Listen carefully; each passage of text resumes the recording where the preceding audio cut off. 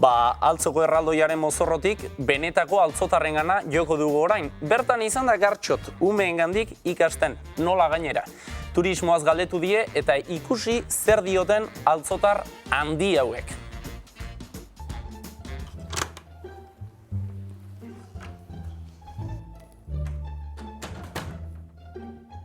Egunon, klaskuan, ondo algea.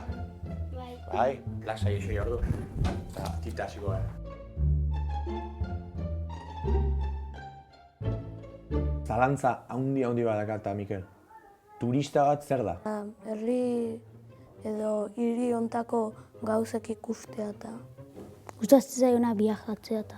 Zue hemendik juten bazea oporreta leku batea, zu hortzea behentzako turista bat bezala.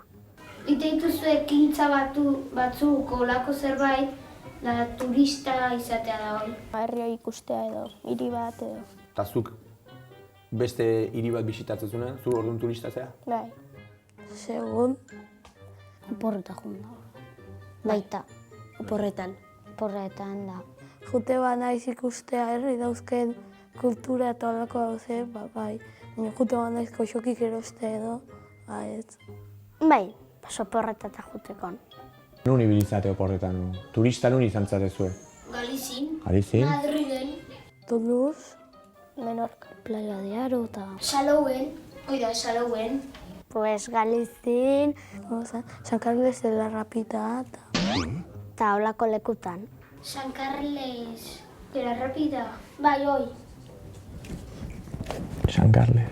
Eta kanpune ontzeanean pentsau aldezu hemen ez dago herrian dakaten zea bota ez du herritik faltan. Launek. Besteik? Interneta. Han ez altzeu ma internetik. Batzutan. Untzi jantokia. Ez bazan gratis.